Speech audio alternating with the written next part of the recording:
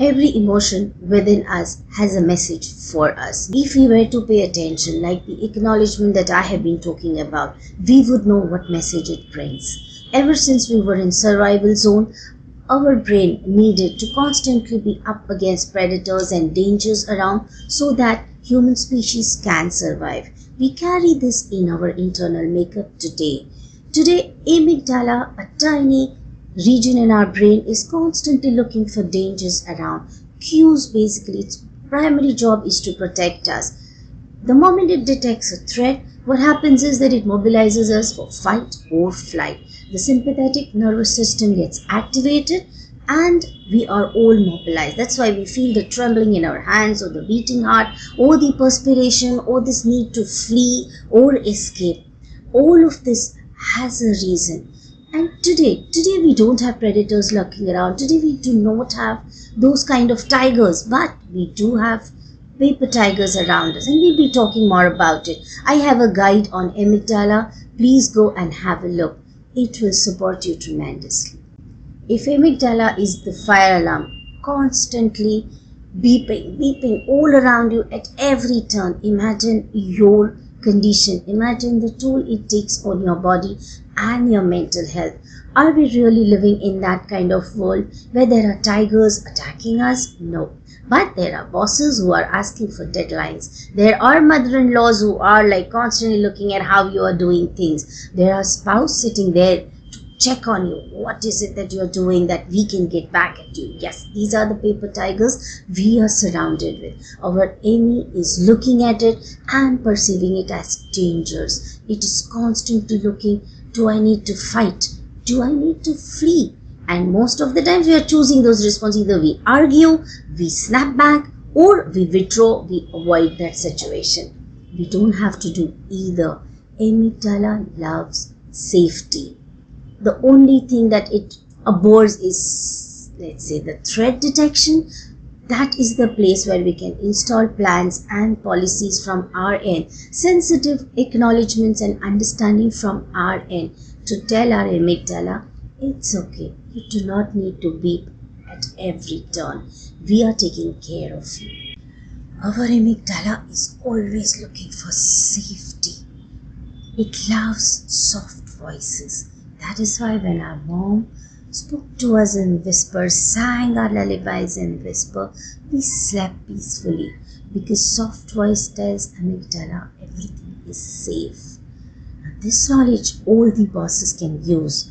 Whatever it is, feedback or a very stern message that you want to give, there's no need to raise your voice. You can give it in a soft voice.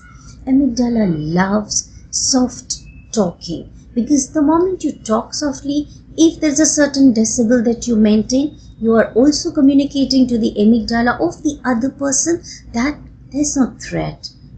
And then amygdala can go away or get out of the way and bring in the cortex to process whatever it is that is being told to them.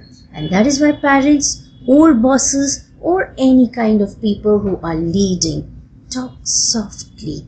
Amygdala loves that. Amygdala loves soft voices. Amygdala loves peaceful surroundings. So how do I deliberately go out there and at least train my own amygdala in a way that I do not perceive dangers at every juncture? So what I have done is I've put together a guide. In that guide, I have put in 2 meditations. Not exactly the spiritual meditations, but these are soft voice, guided imageries and body scan. What happens constantly is that a nasty remark or a very hostile moment, we catch it. Our enemy catches it and then we do not process it.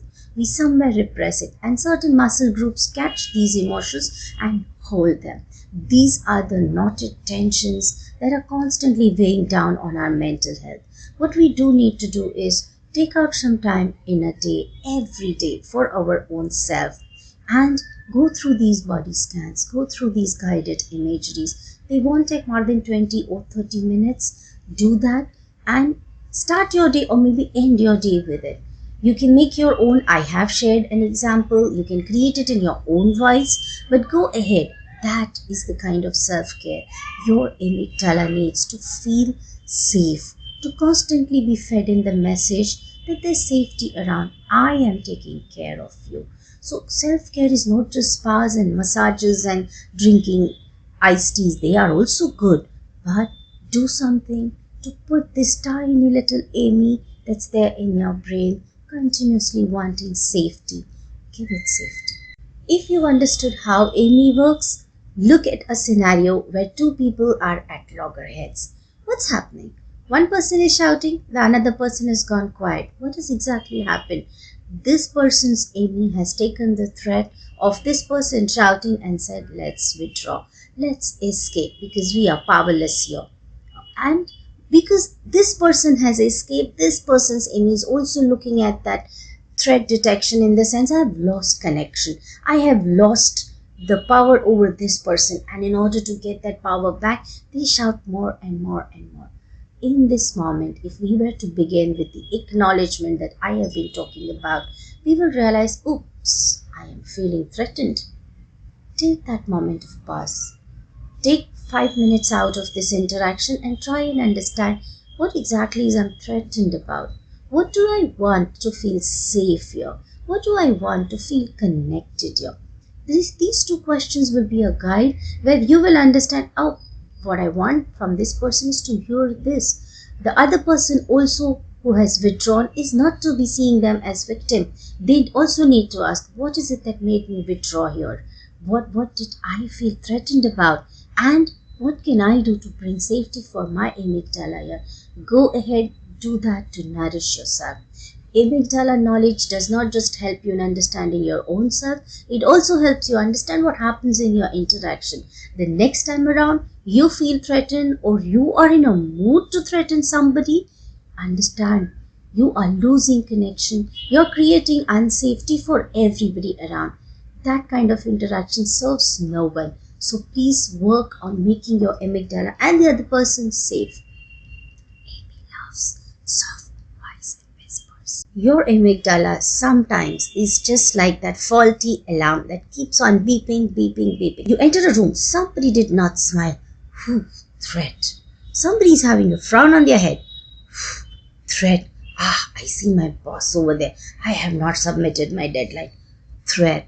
Imagine what this constant threat is doing to your mental well-being. What is it doing to your internal organs? Because there's constant cortisol, there's constant mobilization inside your body, giving you the stress. What you do need to do is call upon your power of dispute and acknowledgement, of course, together.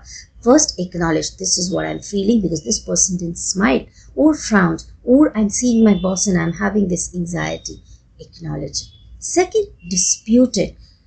All you can do is the smile has no reason with me. It has no connection with me. Or you can just go straight up and check. I don't see that perpetual smile that I see on your face today.